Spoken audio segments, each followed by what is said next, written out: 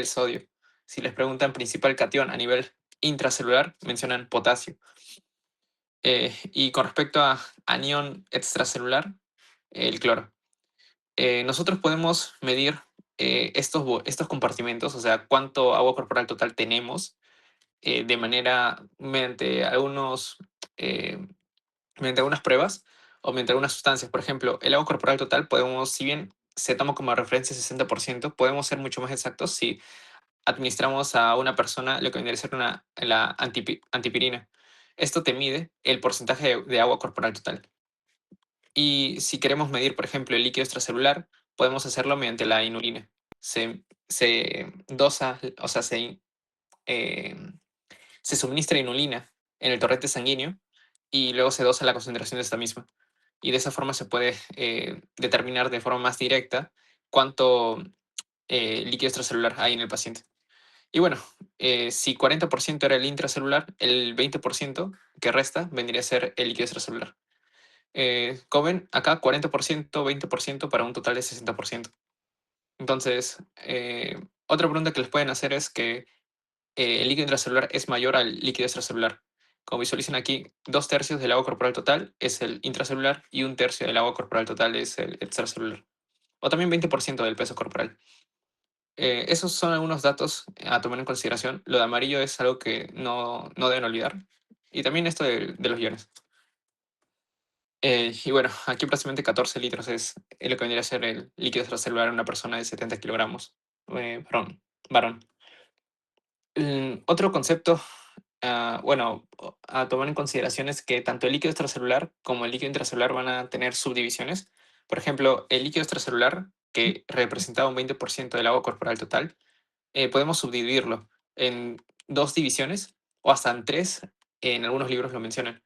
Podemos, por ejemplo, dividirlo en lo que vendría a ser el plasma sanguíneo o el líquido intravascular, el líquido intersticial. Y también esto no se menciona en su teoría. Bueno, hay una tablita que menciona algunos líquidos, pero esto más que todo lo saca del borón, que es el líquido transcelular.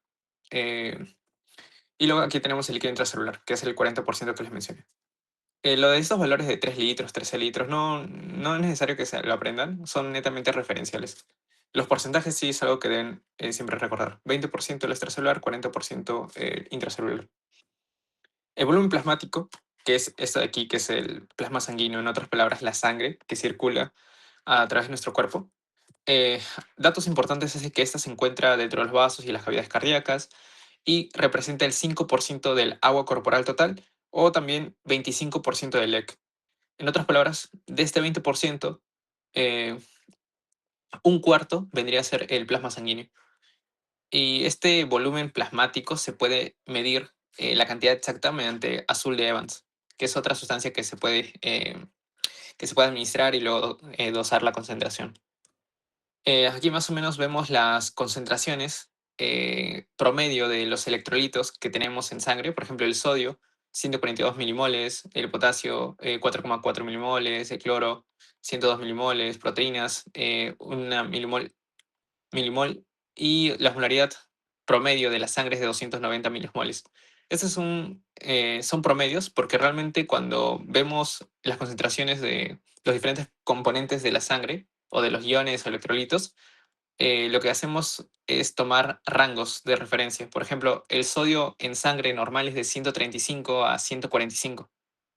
Si está por fuera de esos valores, de 135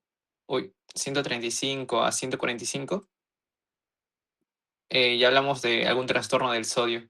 Si está por encima de 145, hablamos de hipernatremia. Si está por debajo de 135, que es el límite inferior normal, hablamos de hiponatremia. Que ahí también en su teoría lo mencionan.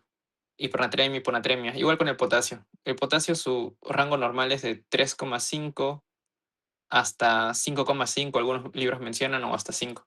El punto es de que cuando está por debajo se llama hipocalemia y cuando está por encima de ese rango es hipercalemia. Eso es como dato. Entonces, más o menos así son las concentraciones a nivel intravascular. Luego vemos de que al nivel del líquido intersticial o el volumen intersticial tenemos aquí de que de por sí este va a ser el líquido, que si bien se encuentra fuera de las células, no está dentro de las células como visualizan, está fuera, ya no se encuentra a nivel de los vasos sanguíneos, sino se encuentran a nivel del espacio que hay entre célula y célula. Entre célula y célula va a haber un espacio lleno de líquido y ese líquido va a ser el líquido intersticial, el que está en el intersticio. Eh, si teníamos de que el líquido extracelular era el 20% y 5% de eso era el volumen plasmático, el 15% restante va a ser el líquido intersticial. O en otras palabras, 75%, tres cuartos del líquido extracelular va a ser el volumen intersticial. Tal vez estos porcentajes que le estoy mencionando de agua corporal total, 25% del líquido extracelular, puedan confundirles, pero traten de verlo de esta forma. Ustedes tienen aquí su 60% del peso de una persona es agua. De ese 60%, si yo divido, agarro 40% y aquí 20%. 40% es intracelular y 20% es extracelular o líquido extracelular.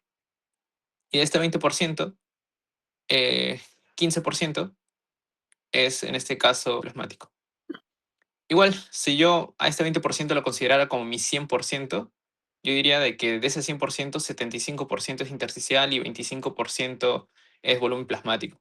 O sea, sé que puede parecer un poco confuso, pero son algunas terminaciones en las cuales les pueden colocar y puede confundirles. Entonces, traten de revisarlo un poco. Pero esto de porcentajes es algo que probablemente les puedan preguntar en su examen. Entonces, esos son algunos datos sobre el volumen plasmático y el volumen intersticial.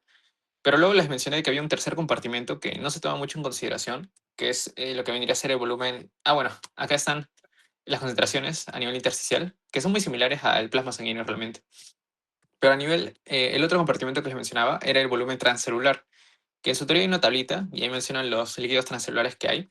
Eh, algún dato importante de esto, al menos, es de que va a ser el volumen de líquido que se encuentra dentro de algunas cavidades, por ejemplo, a nivel de las cavidades articulares. Por ejemplo, en la articulación glenohumeral del hombro, ahí tenemos líquido transcelular, que en otras palabras podría ser el líquido sinovial, el que se encuentra en las articulaciones, que lubrica la articulación y evita el roce articular. También este ejemplo de otro líquido transcelular, ahí en su teoría les mencionan como la saliva, la bilis. Algo más usual es, por ejemplo, el líquido cefalorraquídeo, que se encuentra dentro del conducto vertebral. De por sí este líquido transcelular es muy bajo, o sea, el porcentaje es menos del 1%, entonces como que aquí tienes 5, aquí tienes 15 para un total de 20. Realmente no se toma en consideración dentro de este cálculo. Así que, recomendación, yo solo les digo que recuerden esto que es 15 y esto 5. Esto del volumen transcelular, solamente acuérdense de los ejemplos que les mencioné, líquido sinovial y cefalorraquídeo. Igual tiene sus propias concentraciones que son variables porque el líquido cefalorraquídeo y la composición del líquido sinovial, de la bilis, de la saliva son distintas entre sí. Ahí, en su teoría, hay una tablita y ahí menciona la composición de los diferentes electrolitos de cada una de esas sustancias transcelulares. Y bueno, el líquido intracelular también tiene su propia composición, que es distinta a lo que vendría a ser la del líquido extracelular. Por ejemplo, aquí yo les había mencionado de que lo que se dosa es, bueno, cuando les hacen una prueba de laboratorio para ver sus electrolitos, lo que hacen es sacar la muestra de plasma sanguíneo de esta zona, o sea, en otras palabras, de líquido extracelular. Si se dan cuenta, aquí el potasio es 4,4 milimoles, pero el potasio a nivel intracelular es de 120 milimoles. Es por esa razón que yo les mencionaba que a nivel intracelular el principal catión es el potasio, porque como visualizan aquí, la concentración es mucho más elevada en comparación a otros cationes. Por ejemplo, el sodio a nivel intracelular es 15, mientras que a nivel extracelular es de 135 a 145. Entonces, ahí está más o menos explicado el por qué el potasio y el sodio bueno, tienen diferentes concentraciones tanto y extracelular. Eh, Cuando hablan de medio interno, hacen referencia principalmente al líquido extracelular, no al líquido intracelular, ¿vale? Eso también considérenlo.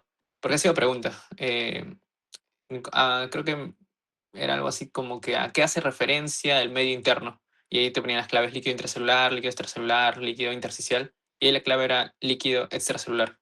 Porque realmente todos los líquidos que bueno, sí, todos los líquidos que viajan a través de nuestro cuerpo lo hacen a través del plasma sanguíneo. Más que todo, esa sería la explicación. Entonces, el medio interno hace referencia al líquido extracelular. Igual, aquí en la anterior creo que lo coloqué. Aquí está. Eh, el líquido es el agua que está fuera de las células, medio interno. Esto recuérdenlo. También aquí hay otro concepto que hay que tomar en consideración, que es la molaridad. La molaridad se basa en sí en la concentración, o en otras palabras, la cantidad sobre masa sobre volumen, bueno, cantidad, moles sobre un cierto volumen. Esta es la unidad, milimoles por litro, pero en sí se basa en concentración de algunas partículas osmotípicamente activas en un volumen determinado de solución. Más adelante hablaremos sobre la molaridad, que hay sustancias hipermolares, isosmolares o hiposmolares. ¿Hasta aquí alguna pregunta? ¿Algo que quieran consultar o que quieran que repita? ¿O todo está claro? Pueden reaccionar o escribir. Ya listo. Entonces, algo también a considerar, y esto es como que un poco más un adelanto tal vez para su seminario, si es que hicieron, o fácil en su seminario lo han tocado, sobre anion gap. Cuando hablamos de anion gap, que es el hiato aniónico, antes de ello hay que tocar un tema que es el principio de electroneutralidad. El principio de electroneutralidad nos dice en sí de que la suma de cargas positivas y cargas negativas en cualquier compartimento dentro de nuestro cuerpo van a ser iguales. O en otras palabras, el total de cargas positivas que tenemos, si sumamos esa cantidad, va a ser igual al total de cargas negativas que nosotros tenemos dentro de nuestro cuerpo. Entonces, cargas positivas tenemos iones como el sodio, el potasio, el calcio, el magnesio, pero dentro de las cargas negativas principalmente tenemos cloro, ion bicarbonato, algunas proteínas y los fosfatos y sulfatos. Las proteínas tienen carga negativa y esto sobre todo se ve a nivel intracelular. Esta carga negativa de las proteínas es lo que contribuye en cierta parte a que el potencial de membrana de la célula sea negativo. Eso como dato. Y bueno, el principio de electroneutralidad nos dice de que tanto cargas positivas y negativas, la suma de todas estas cargas van a ser iguales. El anion gap es la diferencia entre los cationes medidos y los aniones medidos en plasma.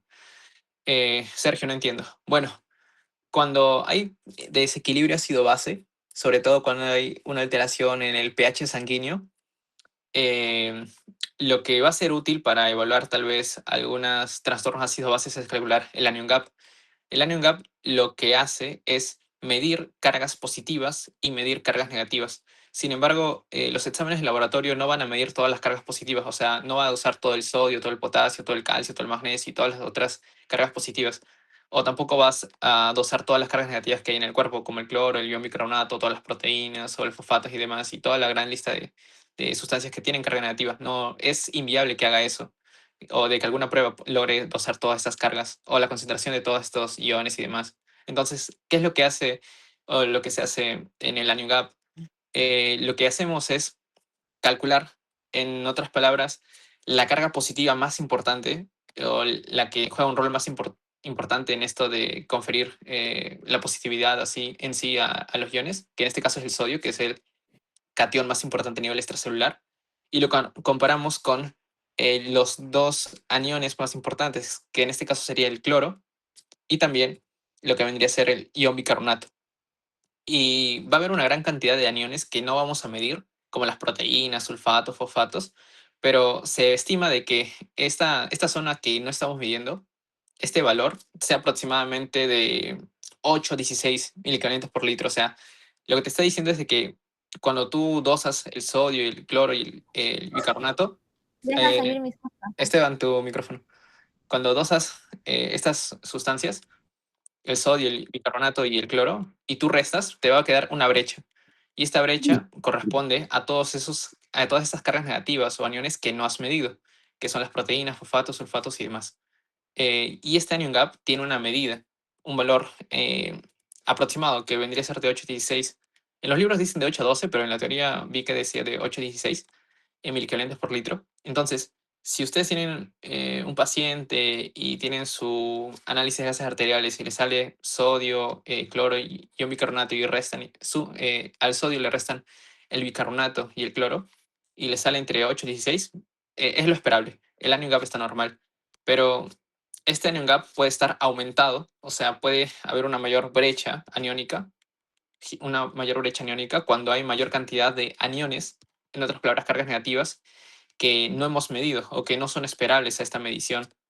Em, Esto sobre todo se puede visualizar en algunas enfermedades, por ejemplo, patologías como que se relacionan a la acidosis metabólica elevan el anion gap.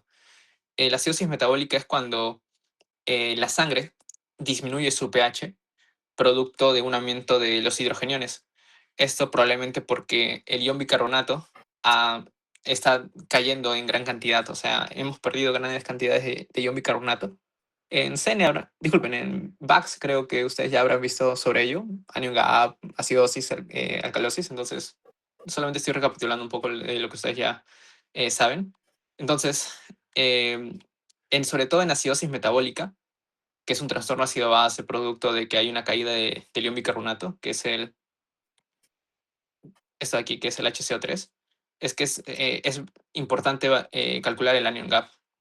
Si tenemos una acidosis metabólica y vemos de que nuestro anion gap está elevado, o sea, está en, yo qué sé, 20 miliquilorios por litro, 30, decimos de que muy probablemente haya alguna sustancia que esté generando un efecto en cuanto a aumentar las cargas negativas que no se están midiendo, o en otras palabras, aumentar el anion gap.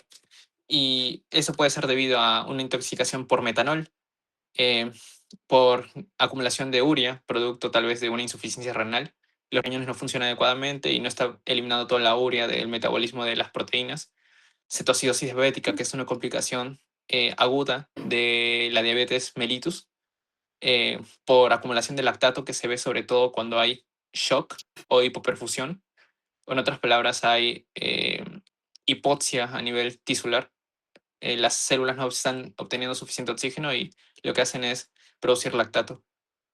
Y también por intoxicación por salicilatos. Entonces, esos son algunos elementos que te pueden causar una elevación de anion gap.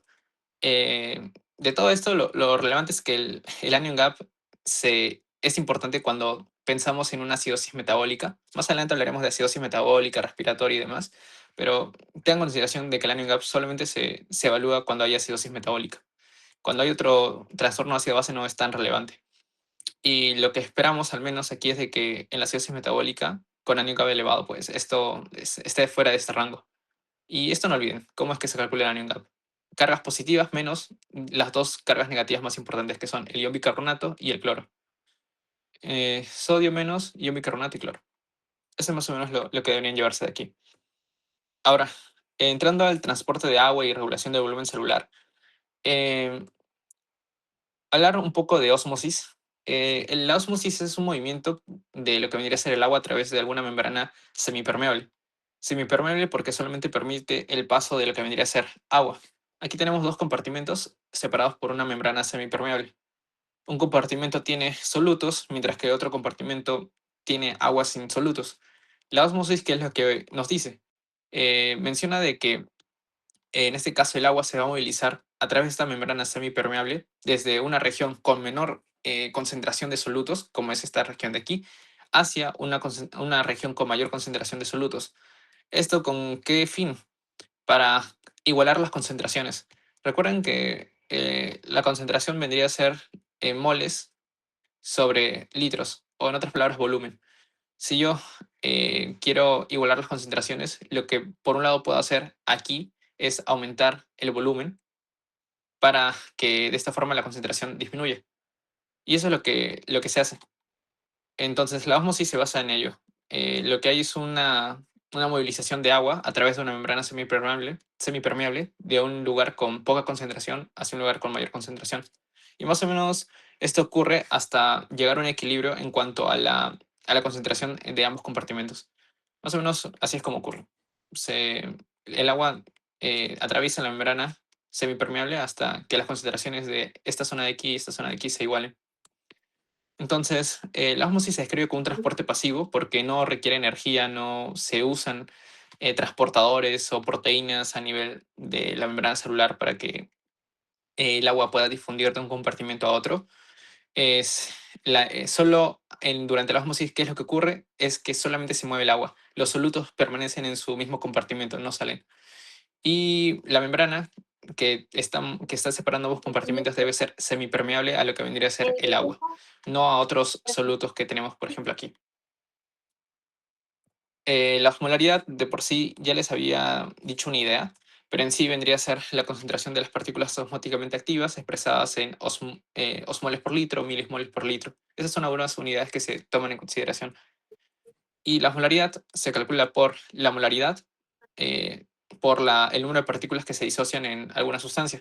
Por ejemplo, el cloruro de sodio, que es algo que usualmente toman en consideración en los exámenes, deben recordar de que esto es la sal, una sal, que al momento de entrar en contacto con el agua se disocia. Se disocia en dos partículas, en iones de sodio y en iones de cloro. Como se está disociando en dos partículas, la molaridad va a ser igual a la molaridad de cloruro de sodio por 2. En este caso, si les ponen 145 moles de lo que vendría a ser cloruro de sodio, finalmente la osmolaridad sería 290 milismoles por litro. Y en el caso, por ejemplo, de la glucosa, que es otra cosa, otra sustancia que se toma bastante en consideración, esta de por sí no se disocia. El número de partículas es uno, entonces la molaridad va a ser prácticamente la molaridad de esta misma sustancia. Esos son los dos ejemplos que más se toman en consideración. Eh, y bueno, a partir de esta osmolaridad podemos hablar de diferentes términos como isosmótico, que es cuando tenemos, por ejemplo, dos compartimentos, uno A y otro B. Y, por ejemplo, tenemos que la osmolaridad en un compartimento y en el otro es la misma. Hablamos en ese caso de que son isosmóticos. A es isosmótico respecto a B. Por ejemplo, cuando hablamos de hiperosmótico, hablamos de que en un compartimento hay una mayor osmolaridad con respecto a otro compartimento. Entonces hablamos aquí de que A es hiperosmótico respecto a B. Pero también podemos mencionar otro término que es hiposmótico, que es cuando la osmolaridad es menor en comparación a otro compartimento. Aquí sería lo contrario, que A es hiposmótico respecto a B. Hiposmótico, isosmótico, hiperosmótico guardan relación en base a la osmolaridad. Eso es lo relevante al menos aquí. Eh, Luego tenemos la osmolaridad plasmática, el cálculo de esta misma. La osmolaridad plasmática es una medida de la osmolaridad total, pero ya no en un compartimento cualquiera, sino ya netamente a nivel de la sangre, a nivel del plasma sanguíneo. Y bueno, esta osmolaridad plasmática tiene su fórmula, que vendría a ser 2 veces el sodio más la concentración de glucosa sobre 18 más eh, el, el boom, que vendría a ser ¿cómo era esto? Blood, urine, la urea en sangre, la urea en sangre sobre 2,8. O también se considera aquí, en vez del boom, se pone la... Ah, ya, el boom es el nitrógeno ureico en sangre. Y también en vez del boom se puede poner la urea. Y sería aquí sobre 5,6 o 6 también mencionan. Es una fórmula que hay. Entonces, para calcular la osmolaridad plasmática, lo que hacen es simplemente dosan la concentración de sodio. Y aquí hay un ejemplo, por ejemplo, como visualizan. Tenemos un paciente que llega al hospital con los siguientes valores de laboratorio. Te dan el sodio en 140 mil equivalentes por litro, la glucosa en 180 miligramos por decilitro, aquí que viene una L, y el BUN en 14 miligramos por decilitro. Entonces, para calcular la osmolaridad plasmática, lo que hacen es multiplicar 2 veces el sodio, 2 por 140, más la concentración de la glucosa, que es 180 sobre 18, más el BUN, que es 14 sobre 2,8. Y al resolver, aproximadamente en este caso salió de 295 milismoles por litro, que está dentro del rango normal, que mencionan de 275 a 295 milismoles por litro. Igual en su slide creo que les ponen un valor absoluto de 300 milismoles por litro, que es como que el valor referencial. Pero realmente no es que tengamos valores así puntuales que tú digas, si tiene ese valor es normal y si no tiene ese valor es anormal. No, realmente todos los valores o constantes se manejan en base a rangos, como visualizan aquí. Y esto al menos el rango aproximado que se menciona sobre lo que vendría a ser la polaridad plasmática. 265 a 295 milismoles. Si es que está por encima o por debajo de esta osmolaridad plasmática, ya hablamos de que hay una hiperosmolaridad o hiposmolaridad. ¿Cuál es la importancia de todo esto?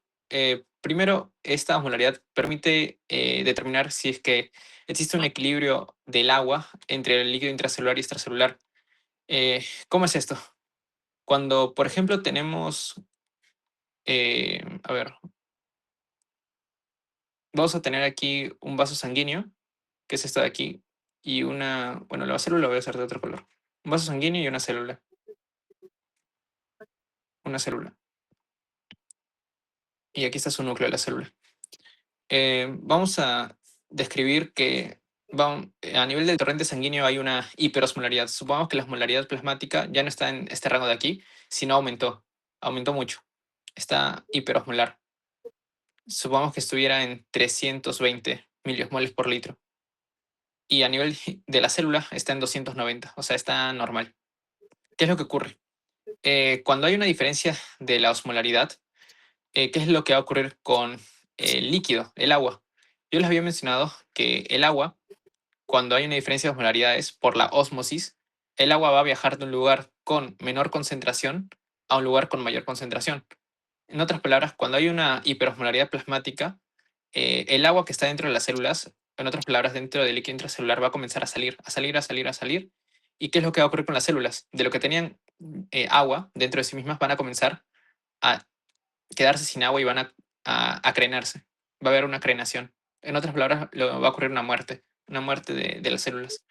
Y realmente las células que son más dañadas por este proceso de crenación son las neuronas, que se encuentran a nivel del sistema nervioso central, dentro del cerebro. De esto, realmente esto, lo que le estoy explicando de esta hiperosmolaridad a nivel plasmática, es lo que ocurrió en lo de Medifarma, si no me equivoco. Medifarma era la farmacia que distribuyó un suero con mayor osmolaridad de lo que se mencionaba. Entonces, aquí más o menos lo que ocurrió en los pacientes que se les administró ese suero es lo siguiente, que el suero era hiperosmolar, tenía una osmolaridad mayor a este rango, y como la osmolaridad era mucho mayor, lo que generó era de que las neuronas que tienen líquido dentro de su soma, todo ese líquido por esta diferencia de osmolaridades comienza a salir, sale, sale, todo el líquido que está dentro de la neurona sale, sale, sale, y finalmente la neurona murió. Murieron todas las neuronas y hubo muerte celular. Y eso es más que todo la importancia de por qué es relevante mantener la osmolaridad plasmática dentro de estos rangos. Igual, si la osmolaridad hubiese caído, si no hubiese estado, por ejemplo, en 320 y hubiese estado en, yo qué sé, 250, por ósmosis, el líquido va a comenzar a ingresar a las células. Ya no va a salir, porque la ósmosis lo que nos decía era de que el agua atraviesa una membrana semipermeable de un lugar con poca concentración a un lugar con mayor concentración. Entonces, las células se van a comenzar a llenar de líquido, o sea, van a aumentar su tamaño y van a crecer tanto que finalmente van a explotar, van a haber una lisis de estas células. Eso es más o menos lo que les puedo, la importancia de esta osmolaridad plasmática que les estoy describiendo. Em, Igual, también esta osmolaridad es importante para calcular si es que hay algún trastorno relacionado, por ejemplo, a la antidiurética o algún trastorno, ya sea de algún electrolito. Sobre todo eso se usa para diagnosticar tal vez, ¿cómo se mencionaba esto? Diabetes insípida. eh, el otro era CIHAT, que es síndrome de secreción inadecuada de hormona antidiurética. Eso como dato. Pero lo importante aquí es que la hiperosmolaridad e hipoosmolaridad pues generan cambios en el volumen celular.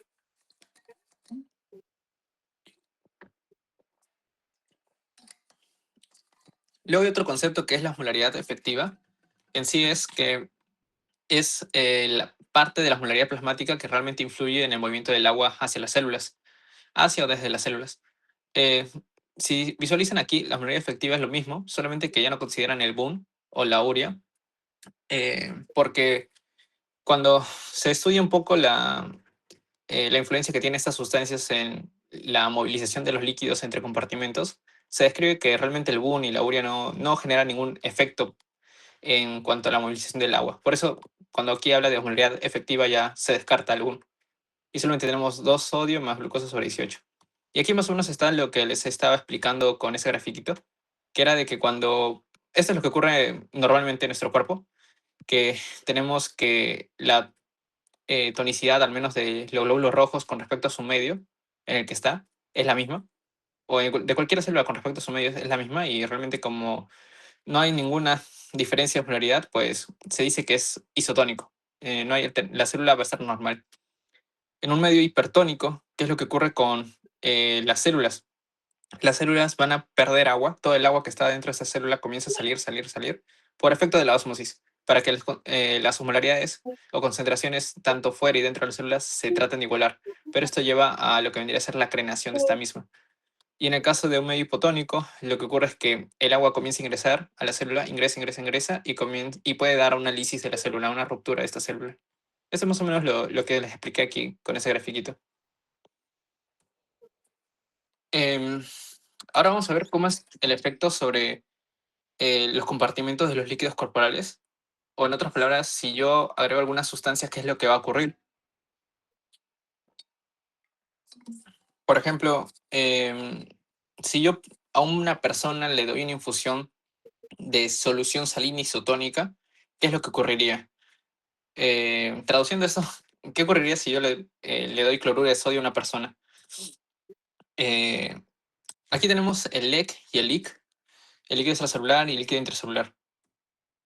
Sí, claro, todo esto separado por una membrana semipermeable, la membrana plasmática de las células. Y vemos de que el líquido extracelular tiene una osmolaridad de 290 milismoles por litro y el LIC también.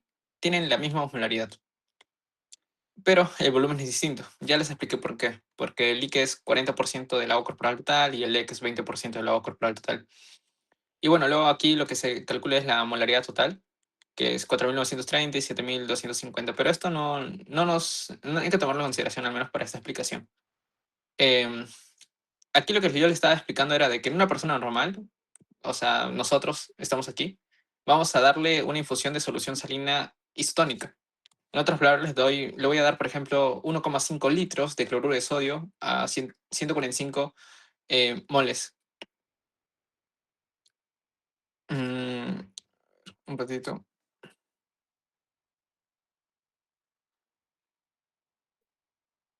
Ah, ya. Ah, ya, Ximena, me confirmas. Ya. ¿En qué está? Ah, ya. Le dan 1,5 litros de cloruro de sodio a 145 milimoles de agua. Esto, 145 milimoles, es isotónico porque como es el cloruro de sodio, se va a disociar.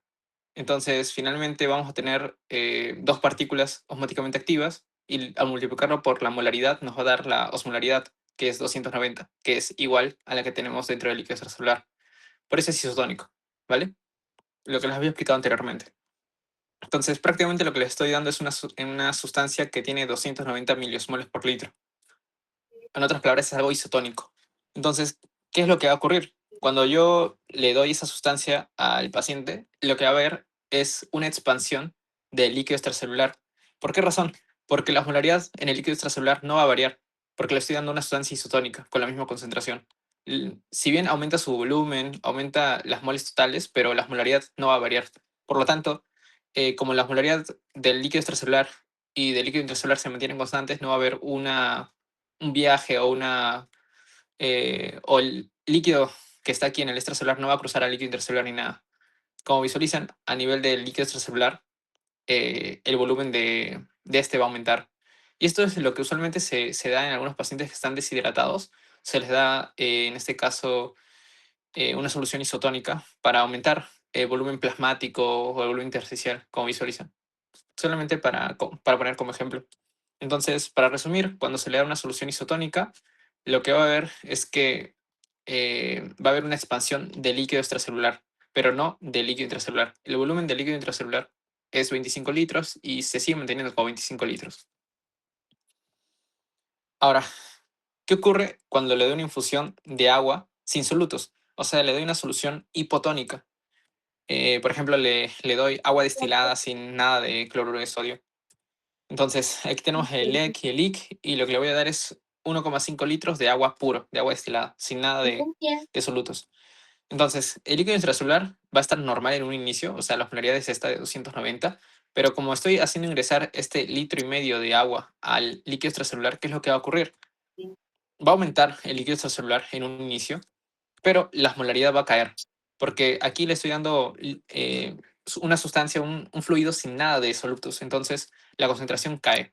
De 290, que era lo normal, pasó a 266 y aumentó su volumen en 1,5 litros. Si se dan cuenta, la osmolaridad en el líquido extracelular es 266 y en el líquido intracelular es de 290. Por ósmosis, ¿qué es lo que ocurre? Como hay una diferencia de la osmolaridad, como la osmolaridad es distinta, aquí es 266 y aquí es 290, aquí es menor y aquí es mayor. ¿Qué es lo que va a ocurrir con el agua? El agua va a ir de un lugar con menor concentración hacia un lugar con mayor concentración. Entonces, lo que ocurre es de que el EC va a disminuir, el volumen que tenía disminuye y el leak va a aumentar en esto lo que su volumen. Finalmente vamos a tener de que el líquido extracelular de lo que tenía 18,5 litros pasó a tener 17,6 y el líquido intracelular de lo que tenía 25 litros pasó a 25,9 litros. Y si visualizan, finalmente la osmolaridad en ambos llegó a un equilibrio, o sea, llegó a 280 y 280. Eh, pero si se dan cuenta, en un inicio el líquido intracelular está en 290 y también el EC está en 290. Cuando se le añadió agua, el EC bajó a 266 y luego este 266 con este 290 pues llegó al equilibrio por osmosis y quedó en 280. Entonces, como resultado final o resultado neto, cuando le doy una solución hipotónica a un paciente, ¿qué es lo que ocurre? Tanto el líquido extracelular como el líquido intracelular aumentan su volumen, aumentó aquí y aumentó aquí, pero en ambos va a haber una disminución de la osmolaridad de 290, y 290 pasó a 280 y 280. Entonces aquí lo dejo como resumen. En la adición de una solución hipotónica se reduce la osmolaridad en el EC y en el LIC y también eh, el líquido extracelular y el líquido intracelular, o sea, el volumen de estos compartimentos aumenta. Ahora, ¿qué es lo que va a ocurrir en el caso totalmente opuesto? Le doy una solución, bueno, le doy una sustancia hipertónica, le doy al paciente sal, bueno, cloruro de sal, cloruro de sodio, sin nada de, de líquido, o sea, es como que yo le doy sal directamente. O sea, no diluyo la sal en un volumen de agua, no, de frente lo doy de manera ideal, supongamos, o imaginar el ingreso sal al torrente sanguíneo. Eh, Primero,